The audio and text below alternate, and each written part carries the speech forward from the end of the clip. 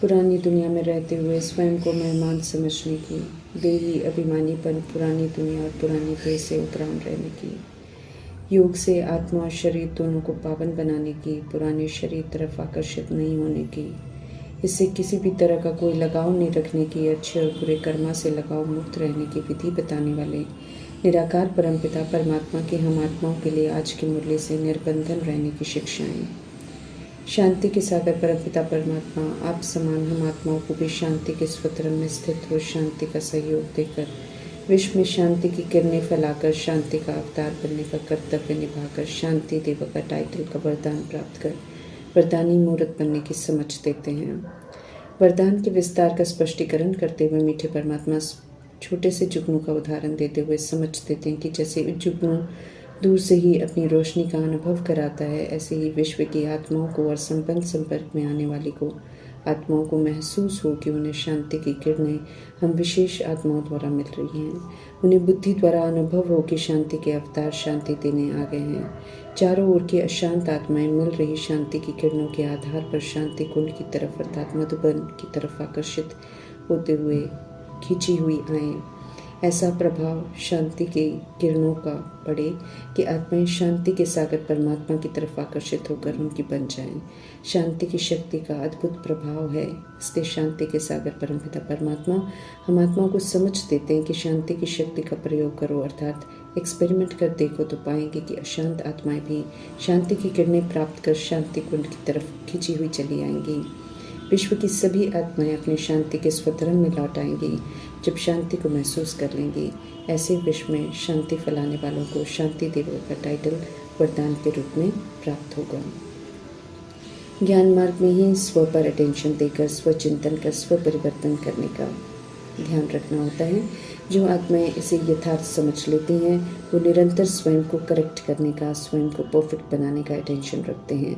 इसलिए उनका स्वयं पर व्यक्तिगत अर्थात इंडिविजुअल अटेंशन रहता है ताकि उनसे कोई भूल नहीं हो। ऐसी आत्माएं बाह्य मुक्ता अर्थात बाहर की दुनिया में आने से पहले अंतर्मुखी बनते हैं, अर्थात अपने आत्मिक स्वधर्म और स्वरूप की पवित्र शांत शक्तिशाली स्वस्थिति में स्थित होकर अर्थात अंतर्मुखी बनकर फिर बाह्य मुक्ता में आते हैं ताकि बाहर की दुनिया के नकारात्मक व्यक्त विकारी के लोभ प्रभाव का उस पर कोई प्रभाव न पड़े, बल्कि स्वस्थिति का प्रभाव औरों को भी लोभ प्रभाव से मुक्त कर ओरिजिनल स्मृति दिलाएं। इस विधि से स्व की स्थिति भी और सशक्त बनती जाती है और दूसरों की भी मददगार बनती है।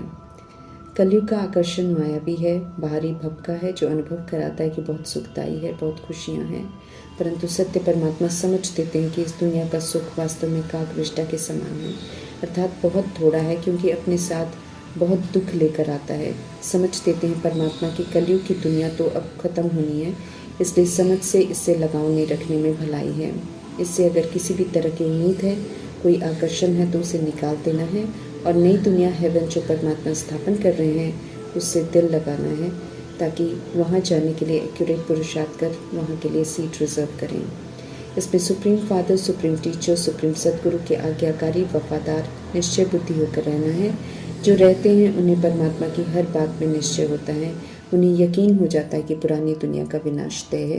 उन्हें यकीन होता है कि पुरानी दुनिया माया का भपका है, इसका विनाश है, नथिंग न्यू है, कल पहले भी हुआ था, अब भी होना है। सत्य परमात्मा ने पहले ही बता दिया है कि डैम फटेंगे, भूकंप होंगे, सागर धरनी को हब करेगा, तो ये सब होना है। जिन्हें स्वीट होम और परमात्मा द्वारा स्थापन स्वीट राजधानी याद रहती है, उनका इस पुरानी दुनिया से दिल नहीं लग सकता है। सत्य परमात्मा इस समय साथी बनते हैं। जब वे आते हैं तो हम आत्माओं को कमी कमजोरियों को छोड़ने की और दिव्यता को धारण करने की समझ देते हैं। यहाँ से फिर विनाश के तूफान की शुरुआत हो जाती है। परमात्मा से प्रीत बुद्धि आत्माएं सूक्ष्म कमजोरियों का विकार का विनाश करते हैं और परमात्मा से विपरीत बुद्धि आत्माएं स्थूल विनाश की तैयारी करती हैं। यादव गौरव यौवन अपनी विधि से विनाश करने का इंतजाम करते हैं तो प्रकृति के पांचों तत्व अपनी विधि से विनाश करते हैं, जिससे मनुष्य का देह अभिमान खत्म होता है। एक तरफ पवित्रता की स्थापना होती है तो अपवित्रता और विकारों के राज्य को विदाई लेनी पड़ती है। जो श्रीमत पर चल पवित्र बनते हैं उन्हें परमात्मा विश्व का मालिक बनाते हैं। नए विश्व के मालिक बनने का वर्षा कमाने की विधि है सत्य परमात्मा की श्रीमत पर चलना। परमात्मा जब हम आत्माओं की बुद्धि पर दस्तक देते हैं तो समझ आता है कि पुराना विश्व कोई काम का नहीं है। यहाँ की किसी भी चीज़ में कोई सार अर्थात शक्ति नहीं है। सब मृग तृष्णा है, बाहरी आकर्षण है, अंदर से सब खोखला है। जो भी आराम के साधन अनुभव होते हैं सब दुखदाई बन जाएंगे, ये भूलना नहीं है। भूलते हैं तो पुरानी दुनिया के आकर्षण में आ जाते हैं।